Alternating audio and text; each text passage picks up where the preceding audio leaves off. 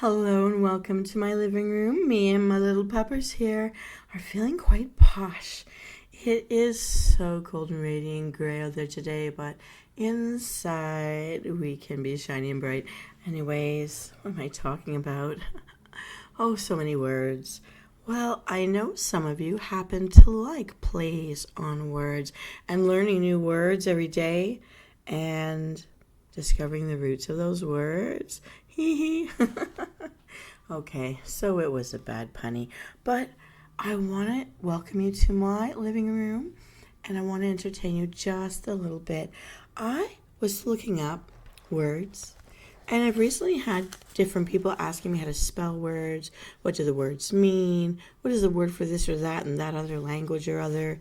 And I thought, wouldn't it be fun just to research some of these questions we may have had cross our minds but never actually spend the time to find out the answers, because after today you're going to know things you didn't even know to ask. Well, here it is. I was looking this up and I found a few things, so let me share. Why do we call a dollar a buck instead of a pup? I love my pup. But anyways, all right. There were some First Nations groups that taught the first European settlers the value of a buck, like gold, deer, or buckskin was used in trading as a unit of value against which everything else was assessed. So you had something to trade, trading post. And the buck stops here is a different matter, but that expression came from the frontier poker, in which the buck was a knife made of buckhorn that was passed around the table to indicate who was dealing. When a hand was finished, the dealer passed the buck, which was that knife that showed who was the next dealer, to the next player, so it would be their turn. Wow, that's kind of interesting. I find it fascinating how these terms come about and they're still in our regular vernacular today. Well, then I was wondering, why is a really bad snowstorm called a blizzard? I know Blizzard Gaming, and you know I love Blizzard games, but what is with that? Let's find out. Why is it a blizzard? The word blizzard didn't mean a snowstorm until 1870, when a newspaper editor in Estherville, Iowa, needed a word to describe a fierce spring storm. Oh, from the springtime? The word blizzard had been hanging around with no particular origin for about 50 years and was used to describe a vicious physical attack, either with fists or guns. So, like, there's a blizzard coming at you. You're in a blizzard, like a flurry of fists. Oh my goodness, I get it. Okay. So after its use by the editor, what better word to describe a violent snowstorm than a blizzard? Huh? That's so funny. The flurry's in there too. Aren't you glad now you know? Well, then I was wondering, why do we call luxurious living a posh existence? Oh my goodness, did I open that? I felt posh today. Me and my dog both feel posh. We do. It feels so hot today. It feels so proper, shiny, and perfect. Anyways, in the days of their empire, British tourists traveled by ship from England to the warmer climates of India and the Mediterranean. Wealthy passengers on these voyages demanded cabins shaded from the sun, which means being on the port side on the way out and the starboard side on the way back home by sea. Tickets for these cabins were marked Posh, which stood for port side out, starboard home. And posh stuck as a word, then it signified luxury. Woo! So I didn't misuse the word, but it's so funny to find out where that came from. So posh. All right. And speaking of which, I was wondering about this. Why do we use the word glitch to define an unknown computer problem? I kind of like this because a whole bunch of people were complaining about having glitches on their computer, on the computer apps yesterday. So, along with space exploration came new expressions that are now used in our regular vocabulary. Oh, so this has something to do with all the space age stuff, with having a glitch. Okay, let me tell you more. So, in our everyday language, okay, this came from astronaut said affirmative for yes, and check to confirm a completed task, and copy to indicate that an instruction was understood. I actually associate some of these things like copy to like using those CB radios in a truck because I watched shows like Smokey the Bandit or, yeah, Cannonball Run. Anyways, so glitch, an unexplained computer malfunction, was first used to describe the Mercury space capsule's frustrating tendency to signal an emergency when none existed. So it's showing that there's a problem when there's no problem. There shouldn't be a problem. That's a glitch. Interesting. I kind of like knowing that. Okay. So, what's some other food for thought before you head on your way today? I love the visit, trying to extend it. Don't you ever have one of those friends that just keeps on talking and hopes you stick around because you haven't stopped to breathe in yet? Anyways, let's share one more. Why are the sides of a boat called starboard and port side?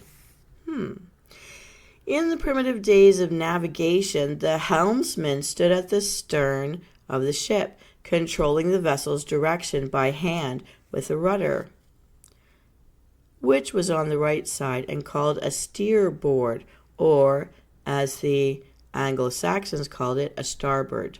Oh, the steering hand, steerboard, shorten it starboard. Okay, the left side of the ship is called the port side, because with the steering mechanism on the right, it was the only side that could be brought to rest against a harbor or a port.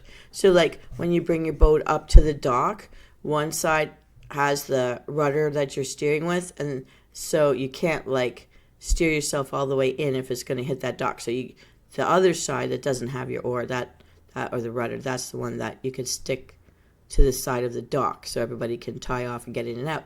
I really like that's information. That's interesting information. All right, now we know where those names came from. I wouldn't have guessed it, to be honest with you. And I wouldn't have guessed that it was a short form from something else either. So I like knowing that. That's a good thing to know.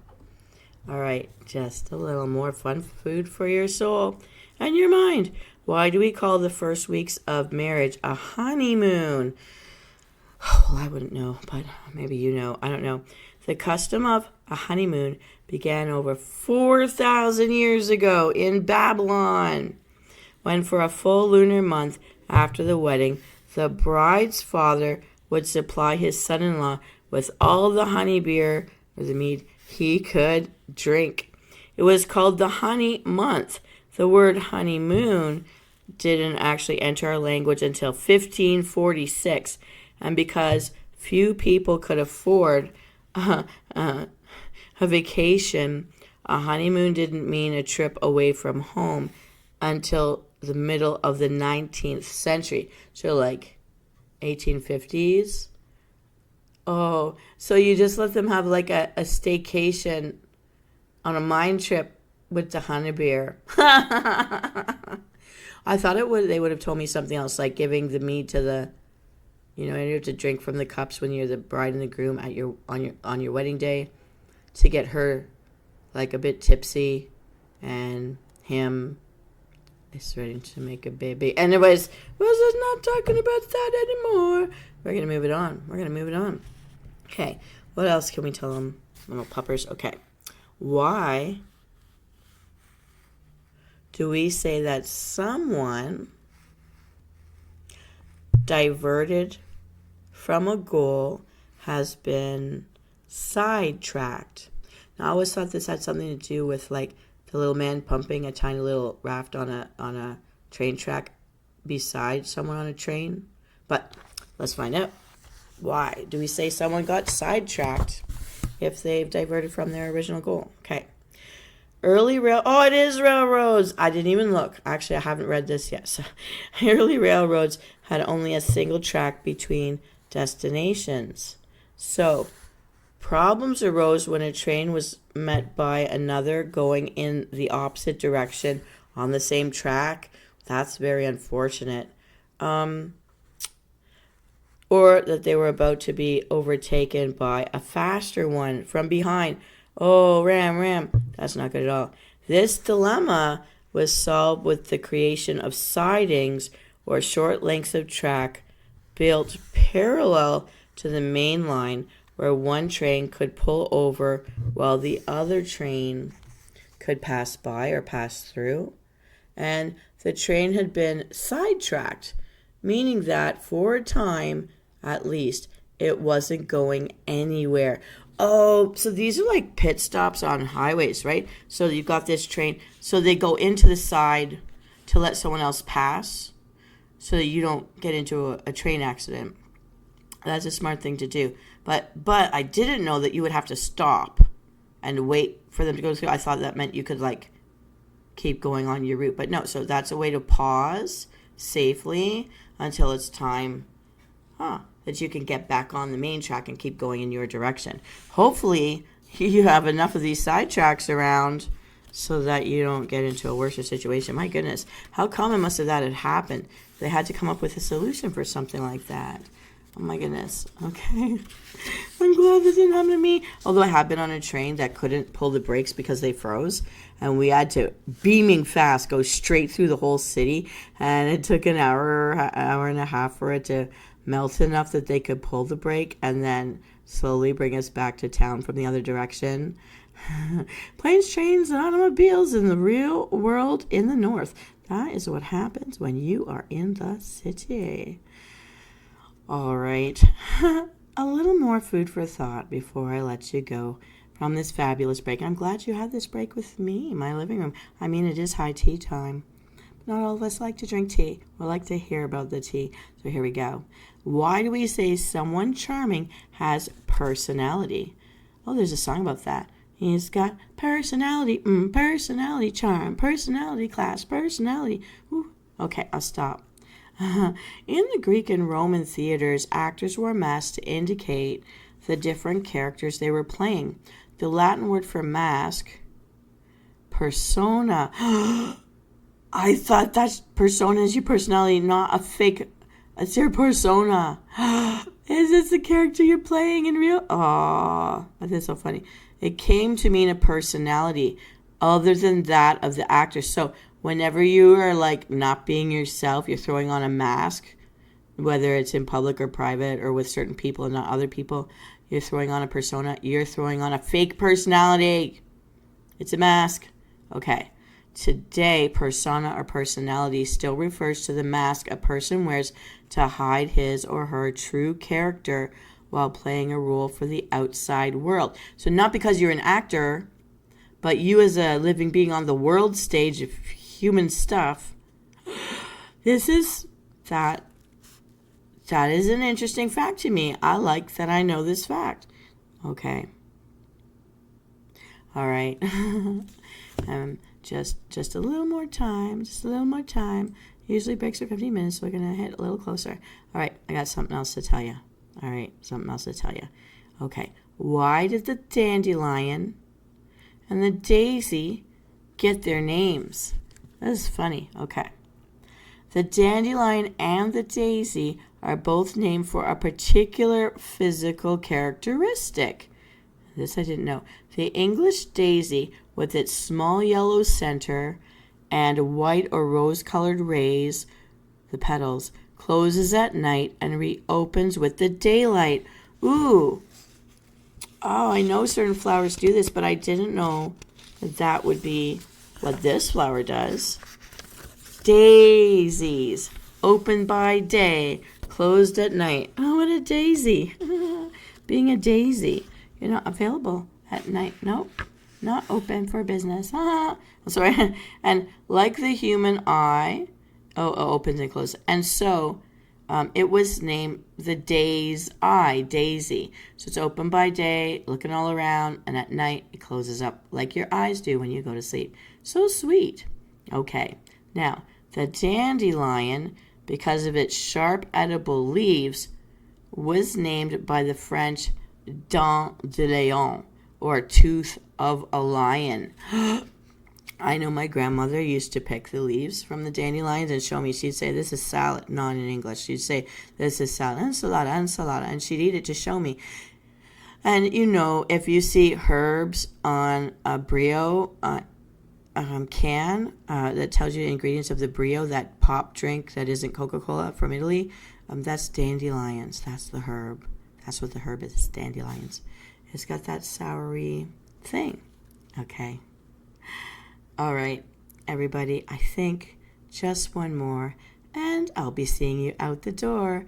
All right. But Puppers and I have one more thing to share. Just for today. Just for today. All right, here we go. Why are Levi denims called jeans? Ha! Love it because I love blue.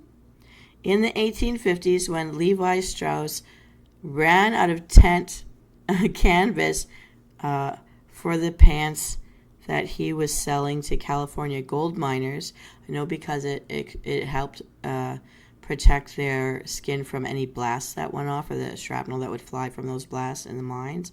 Okay, he imported a tough material from Nimes in France called serge de Nîmes. Americanized denim became denim. The word jeans is from the French word for Genoa, where the tough cloth was invented. And that's Italy, by the way, guys. Jeans became popular with teenagers after James Dean wore them in the movie Rebel Without a Cause. I didn't know this little bit at all. So denim, and I think that was also sailcloth on the ships that Columbus came over in. Denim, the canvas that they needed. Oh, okay. So James Dean wore the denim, and they became jeans for James. Okay. Well, that's something to know. Okay. Did I say that wrong? I don't even know. But I think if you're following me, anyways, I guess it's time, my lovely mortal soul. We've got to get going. We have a dog show to perform in. My puppers just loves performing. So we're going to go for today. But come back another day where I'll have more fun facts to feed your brain and mine. Just to have a little fun with it. It's always good to be the person with a new little story. Have fun out there. You deserve to have a happy day. And this is Venus Kalita. I'll see you next time.